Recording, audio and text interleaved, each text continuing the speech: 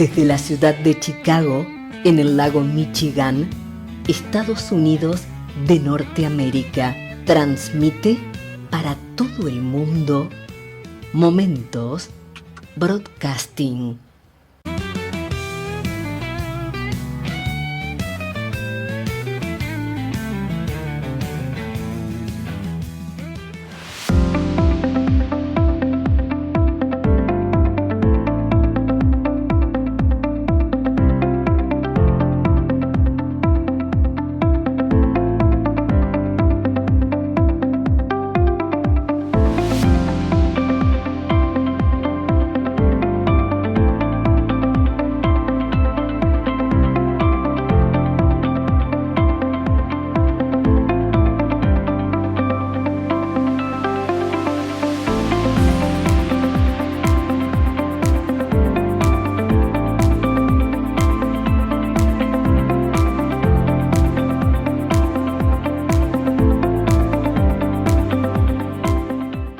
Hola amigos, ¿cómo están? Bienvenidos a Momentos Broadcasting. Este es el programa especial que se llama Momentos con los Libros y transmitimos aquí directamente desde los Estados Unidos de Norteamérica a todos los rincones del planeta. Yo soy Abel Bernardo, estamos aquí en la ciudad de Chicago y hoy tenemos una invitada muy especial y vamos a tener el placer de hablar con Bárbara Serván Lera, escritora española que está en la ciudad de Valencia, en España. Realmente un lugar paradisíaco, hermoso. ¿Y qué les puedo decir? Hoy va a presentar, Bárbara va a presentar un libro que ha escrito recientemente, se llama Ruby Polix. Ruby Polix. Ella nos va a contar todo sobre el libro, tenemos varias preguntas para ella. El asesino de artistas, Ruby Polix, el asesino de artistas, que es una novela negra distópica que explora el poder, la creatividad y los límites de la libertad en un mundo donde la inteligencia artificial y el control social afectan hasta el arte mismo. Todo esto de la inteligencia artificial realmente está causando muchos beneficios y al mismo tiempo problemas entre la comunidad artística. Y vamos a hablar hoy con Bárbara, que nos va a contar mucho más sobre todo esto, que en su obra la creatividad deja de ser un acto libre para convertirse en una obligación, con personajes complejos y una trama que mezcla el misterio, tensión y reflexión. Bárbara nos invita a pensar sobre quién decide nuestro destino y qué significa realmente ser humano. Y aquí con nosotros está Bárbara Serván Lera, que es un placer tenerte aquí con nosotros. Hola Bárbara, ¿cómo estás? Hola, buenas. ¿Qué tal? Muy feliz de estar aquí. Aquí en Valencia, en España, ahora mismo es de noche, pero me gusta ver la luz ahí en tu ventana, que por ahí estáis de día todavía. Así es que nada, muy feliz de venir a presentar la novela otra vez más contigo. Siempre es un placer. Qué bueno, qué bueno. No, debe ser una novela muy interesante y ya la pedí en Amazon para poder leerla. Espero que poder leer esta novela muy pronto. Me gusta leer mucho y por eso apoyo a todos los artistas que pasan por este fantástico canal que es Momentos Broadcasting. La primera pregunta es, en Ruby Polix, Bárbara, la creatividad ya no es un placer, sino una obligación, como vos dices. Hoy en día, ¿sentís que el arte corre el riesgo de convertirse en una exigencia social o laboral en un lugar de un acto libre y personal? Ah, qué buena pregunta. Lo que explora Ruby Polix es un futuro en 2084 en el que la inteligencia artificial empieza cada vez más a suplantar a los artistas y un grupo de artistas se asocia formando un partido, el gran partido que lo controla todo, ¿no? Entonces, diciendo, el arte es lo más valioso que tenemos como seres humanos. Es nuestro patrimonio de la humanidad, el arte. Entonces, no podemos dejar que la inteligencia artificial nos suplante, porque estamos como vendiendo lo más puro de nosotros mismos. Entonces, este partido, que pasa pues de una manera totalitaria, divide la ciudad en un muro de hormigón en dos partes. Por un lado está la parte de ciudad belleza con los artistas y la parte de ciudad común con los prácticos, que son la gente que se dedica a labores no artísticas, que pueden ser desde banqueros a cirujanos, ¿vale? Todo lo que sea no creativo o no artístico, mejor dicho. Entonces, claro, aquí está el dilema de decir, vale, valoramos al arte, sí que el arte es eso, desde la prehistoria hacemos pinturas rupestres, tocamos música, o sea, es algo que nos conecta también con esa humanidad, con esas emociones y que es mucho de transmitir entre nosotros. Es como un lenguaje nuestro, ¿no? Entonces, pero ¿qué pasa? Que en toda sociedad, si al final terminas haciendo un muro que separa dos ciudades por una condición, por cómo han nacido, al final se crea tensión social y por una parte o por otra termina habiendo malestar. Entonces, con respecto al arte, tu pregunta era si profesionalmente, o sea, si el arte va a terminar siendo una obligación, ¿no? Si no recuerdo mal. O sea, si puede llegar a ser una obligación crear en un futuro. Te repito la pregunta, si querés. Sí. ¿Sentís que el arte corre riesgo de convertirse en una exigencia social o laboral en un lugar de un acto libre y personal? Vale. A ver, ya tenemos el caso porque, por ejemplo, tenemos toda la industria de la música, todas las industrias editoriales y al final termina siendo también un producto que vender y a lo mejor encontramos más vida, más espontaneidad en las primeras obras de los artistas que cuando ya están en la industria, tanto editorial como de la música, etcétera, ¿no? A lo mejor encontramos más alma de los artistas al principio de sus carreras, sí, como más alma, más profundidad, no O sé, al final. más pasión por lo que Claro, hacen. sí, exacto, porque al final si terminas haciendo algo como muy ya con vistas a vender, porque te exigen, porque necesitas eso para vivir, Ujú.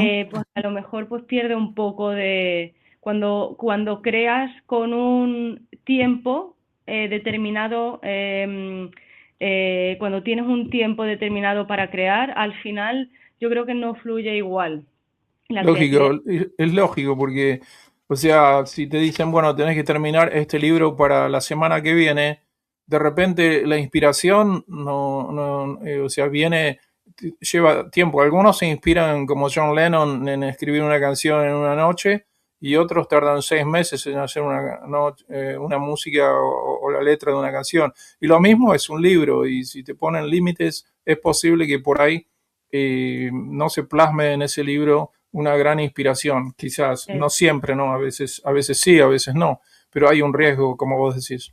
Claro, o puede que sea una muy buena historia, pero el alma personal del artista a lo mejor se ha quedado solo en algo racional, ¿sabes? En una creación con muchos giros, o un ritmo muy bueno, pero a lo mejor no ha ido a el alma y los sentimientos del artista, que al final yo creo que el arte se caracteriza por eso, porque muestra los sentimientos que tiene la persona y eso es lo que nos hace conectar entre nosotros con el arte.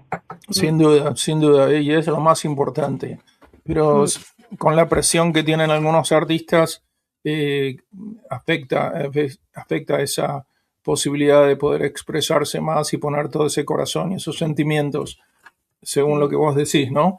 Y acá la segunda pregunta es, ¿la historia muestra una sociedad dividida entre los artistas y los prácticos, como lo habíamos mencionado anteriormente?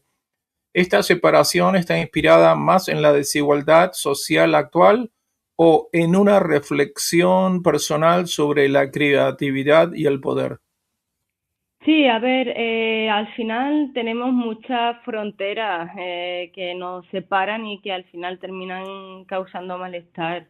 Y hoy en día tenemos muchos ejemplos. A ver, antiguamente estaba el muro de Berlín, el muro de Ruby Polix, el muro de hormigón. Está también muy inspirado en el muro de Berlín que separaba dos partes de la ciudad de Berlín. Entonces, pero también en la novela sí que está esa crítica de decir qué pasa cuando separas a la población en dos mitades, ¿no? Pero también en esta novela es como un recurso para potenciar esa de separar a las personas por creatividad o no, por una condición con la que nacen, ¿sabes? Entonces, para mí era una manera de decir, también para mí los artistas es como la parte más de corazón, más creativa, más de corazón, más espontánea, y los prácticos son la parte más racional, más cerebral. Entonces también la crítica está en qué pasa cuando separamos a la mente del corazón. ¿Sabes? O nos quedamos solo con el corazón y la espontaneidad, o solo con la razón y la reflexión. Entonces ahí también crea conflicto. Todos hemos tenido momentos en los que estábamos como en una lucha entre mente y corazón, y divididos, que no sabíamos a quién atender o a quién atender primero, y claro, todo eso te crea malestar. Entonces es también lo que he querido reflejar, que de hecho está en la portada de la novela, este muro que divide las dos ciudades. Entonces, pues también pues está la parte así más cómica de Ruby Polix en Ciudad Belleza, y la parte como más triste de Ruby en Ciudad Común. Eso es también porque él es hijo de prácticos, pero es artista, entonces siempre ha tenido como dentro de él esa lucha interna. Entonces, por eso él se pone en el lugar de los prácticos y está triste, y se pone en el lugar de los artistas y tiene una máscara. Es una especie de una máscara que se crea él, que al final termina dando lugar a la novela donde él confiesa los asesinatos, ¿no? Entonces, bueno, al final es eso, esa tensión de dos partes del ser humano que se encuentran divididas y que al final causa caos, causa pues eso, tensión y al final rebelión también. Entiendo. Vamos con la próxima pregunta. Aquí tenemos la tapa del libro, como vos lo habías dicho. Aquí está. Muy Ruby bien. Polix, el asesino de los artistas. Hoy estamos con Bárbara Cervandela Lera, directamente desde Valencia, España. Una gran entrevista con la autora de este libro, Ruby Polix, que nos está contando mucho sobre eso. Ruby Polix es un personaje lleno de contradicciones, profesor, hijo de prácticos, artista y asesino, como vos lo dijiste. ¿Cuál fue el aspecto más difícil de escribir de Ruby y qué parte de él sentís que te conecta con vos misma como autora? Ah, qué buena pregunta. Vale, pues la parte más complicada de escribir fue la novela Confesión, donde él confiesa sus asesinatos, y además cuenta cómo pasa, como si fuera un diario, que al final termina publicando para hacerlo confesión, y él cuenta, es en primera persona presente, o sea, él va contando lo que le va pasando en el momento. Entonces, para mí, terminar retratando un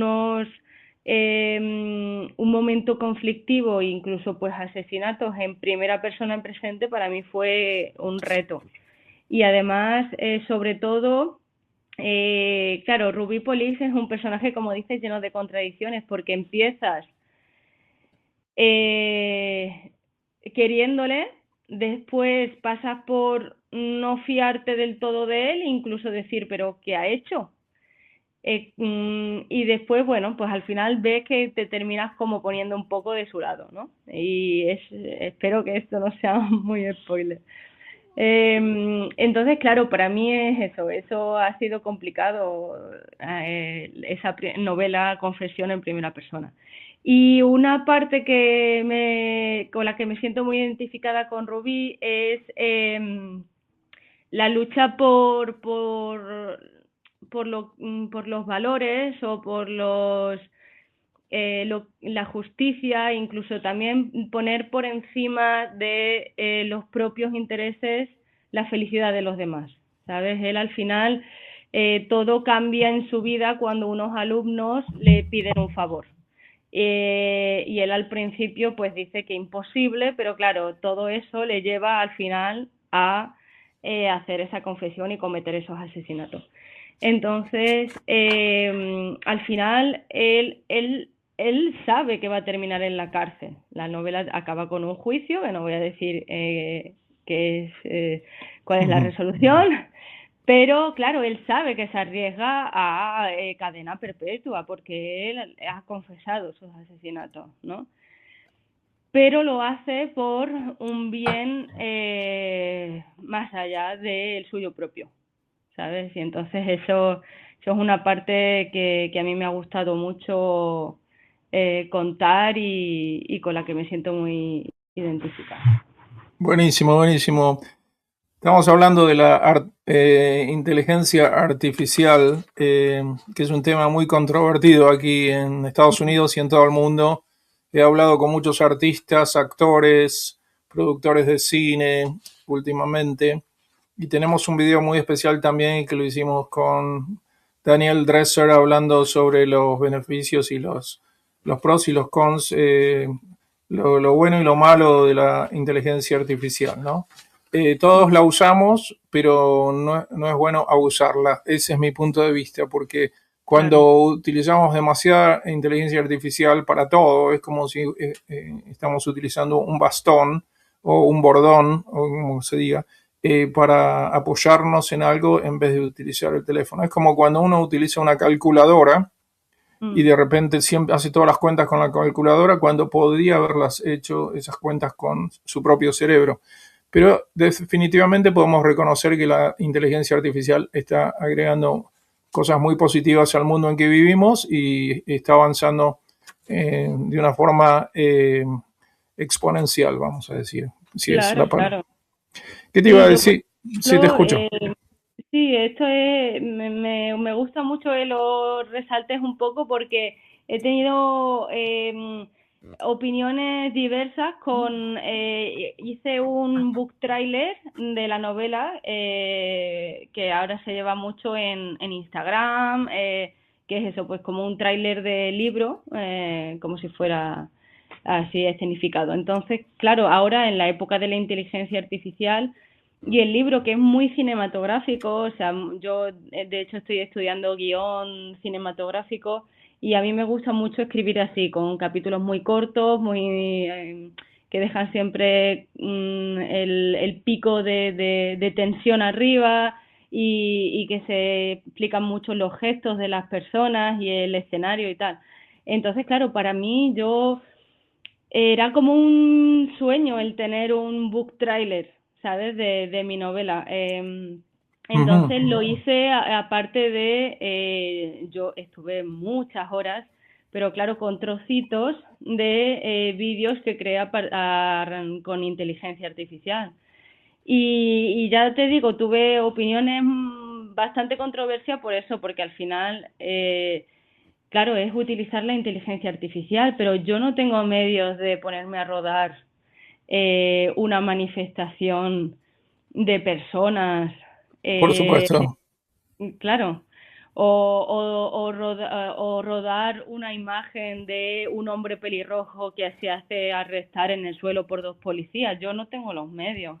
Entonces, creo que hay que ver un poco ahí. Creo que terminaremos por encontrar un poco los límites también todos. Y al final es lo que dices tú, no debe suplantarnos, pero al final es una herramienta que está ahí para ayudarnos. Por supuesto.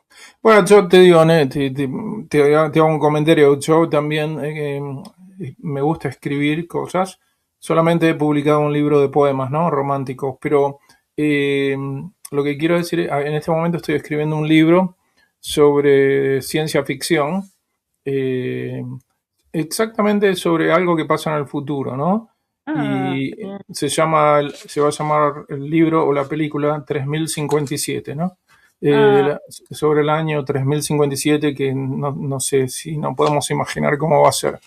Pero yo tengo tanta imaginación que, bueno, estoy escribiendo ese libro. Y lo que te quería decir es que sí, estoy utilizando lo mismo que vos. Estoy haciendo el storyboard.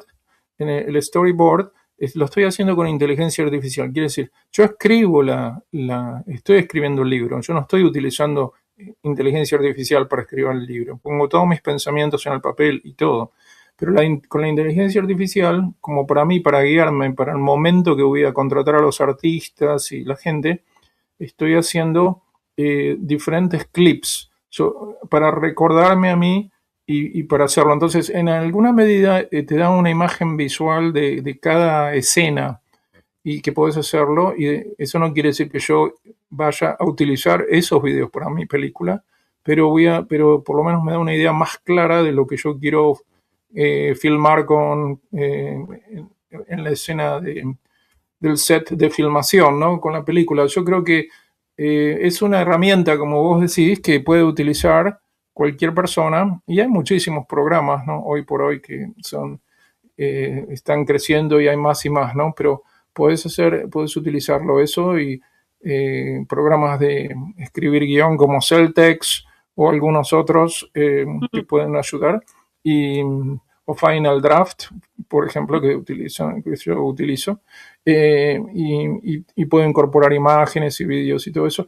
La idea es tener en tu cabeza bien claro lo que vos querés hacer. Y yo pienso que la inteligencia artificial puede ayudar, sin dejar de lado tu creatividad, que bueno, porque el libro lo has escrito vos, no lo escribió la claro, inteligencia artificial, y eso es lo más importante.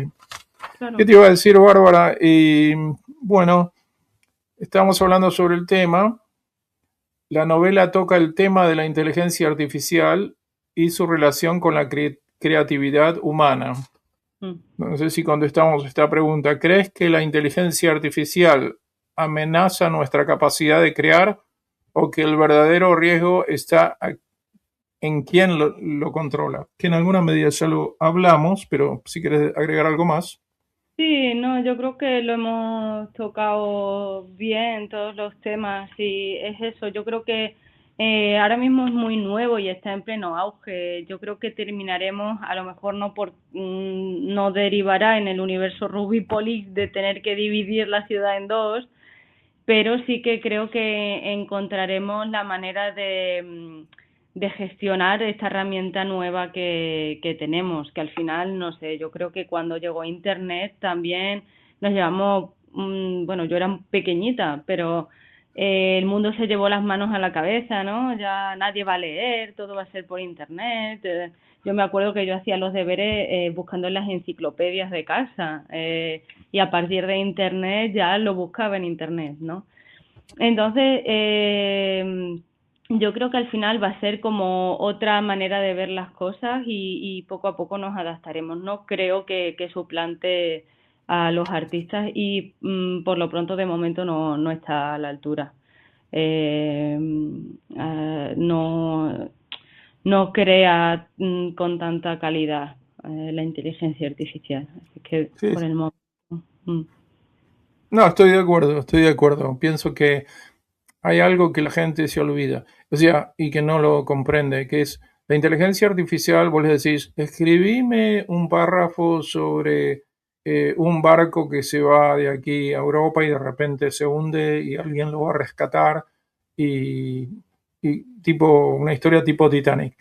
De repente por ahí la inteligencia artificial te va a escribir eso, pero no tiene la emoción que tenemos nosotros.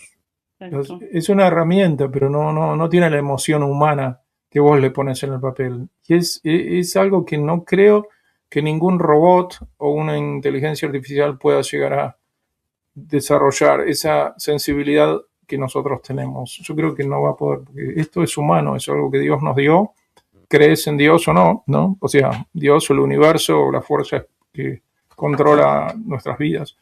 O nosotros mismos, ¿no? En alguna medida yo pienso que tenemos ese poder de llorar, de reír, de cantar, de estar feliz o no. Y eso, la computadora siempre va a estar feliz. O sea, inteligencia artificial, vos le haces una pregunta y dices, hola, ¿cómo estás? ¿Te puedo ayudar con algo? Y le digo, sí, bueno, necesito, qué sé yo, que me prepares un café o algo así. No es lo mismo. La persona, o dame un beso, por favor, ¿viste? La inteligencia artificial no te va a abrazar, no te va a dar un beso, no te va a dar nada, porque no tienen esa habilidad de expresar amor y todo eso. Solamente son muy concretos, muy objetivos. De Sí, todas muy... maneras, es útil la inteligencia artificial, no decimos que no. Al terminar de leer la novela, queda una pregunta incómoda. ¿Ok? Ujú, ujú. Si tuvieras que dejarle al lector una reflexión, ¿cuál sería, Bárbara? Ajá, interesante. Vale. Eh, la reflexión sería, al final, Rubí Polix lo que va a hacer es expresar las injusticias, ¿no? Entonces, si tuviera que dejarle dos, te voy a decir dos, pues ahora pensando me vienen dos. La primera sería, estás atendiendo tus dos partes, la parte racional y la parte emocional, están las dos presentes, están las dos ahí, estás escuchando las dos. Y después la otra sería, estás alineado con tus valores y lo que crees que es correcto, que no es correcto, que te hace sentir bien, o estás como agachando cabeza con miedo a las consecuencias, ¿sabes? Sería eso, sería, estás alineado, o sea, lo que haces tiene un sentido para ti, lo que haces piensas y intentas hacer con la mejor intención o te callas por miedo a represalias o a ir contra el sistema o, ¿sabes? O ir contra tu jefe en el trabajo, estás Ujú. agachando cabeza contra tu jefe en el trabajo o te permites decir, tampoco hace falta causar una revolución, pero te permites decir lo que sientes y lo que piensas que es justo y lo que resuena contigo, desde el mejor de los sentidos, ¿no? Desde un sentido más de un cometido, un fundamento, un buen hacer. Pues eso sería. Muy bien. Y con respecto a la historia que ocurre en el año 2084, un año que nos recuerda inevitablemente a 1984 del Ujú. autor George Orwell. ¿Fue Sí, una referencia consciente? sí, ¿Y qué querías transmitir con este guiño a la distopía clásica? exacto. A ver, sí, fue súper consciente porque para mí, bueno, y supongo que sí, para todos, George Orwell fue, con el 1984 fue la primera como gran distopía que pudimos leer todos. Entonces yo tenía que encontrar un futuro más o menos próximo, tampoco quería irme muy lejos, por no poner demasiada tecnología o que se sintiera como que la amenaza estaba inminente, ¿sabes? De la inteligencia artificial. Y entonces estaba buscando una época o un año y claro, digo, tengo que poner 2084 porque al final tiene también muchos puntos en común porque, por ejemplo, está el tema de escribir. El protagonista en 1984 se dedica a escribir y a contar lo que pasa, ¿no? Entonces Ruby Polix también cuenta lo que pasa, pero que eso que está contado es real, no es real, está hasta qué punto, ¿vale? Y bueno, y después todo el tema del partido, en Ruby Polix es la SAPCHE y son los que controlan todo. También está el tema de un poco más como la élite, que en 1984 son como más los funcionarios, ¿no? Los que trabajan para el partido. y después el resto, ¿no? Entonces, en Rubí Polix también está, Rubí Polix es profesor de literatura de la Academia de Arte, que de hecho, exacto, está ahí, la tiene ahí entre la oreja y el hombro, esa es la Academia de Arte, y los edificios esos circulares son el campus de los estudiantes. Entonces, digamos, cada arte se corresponde con un color, el caso de la literatura es el rojo, entonces los estudiantes se quedan a dormir en ese edificio, pero después van a estudiar a la academia, una especie de Hogwarts, ¿vale? Un guiñito también a Harry Potter ahí por ahí con eso. Entonces, es muy cerrado, es la élite, los artistas son la élite, también es un poco crítica hoy en día, que parece que los que creamos, los artistas, tenemos que luchar mucho para que se nos oiga y se nos vea, ¿no? Para que nos den posibilidades. Todas las personas que creamos algo, parece que tenemos que pelearlo muchísimo, y otras personas que a lo mejor no crean nada, pero que tienen labores más funcionales, no necesitan pelearlo tanto. Entonces, bueno, un poco sí, resumiendo la respuesta, sí, es un gran guiño intencionado a 1984. Qué bueno, ¿no? Es bueno también, o sea, leer mucho e inspirarse con otros autores y producir cosas nuevas, ¿no? O sea, yo pienso que como la música, todo evoluciona, y en alguna medida la evolución comienza y continúa gracias a lo que recordamos del pasado. Nunca dejemos de olvidar lo que pasó, porque lo que pasó influencia el hoy, influye el hoy y el mañana.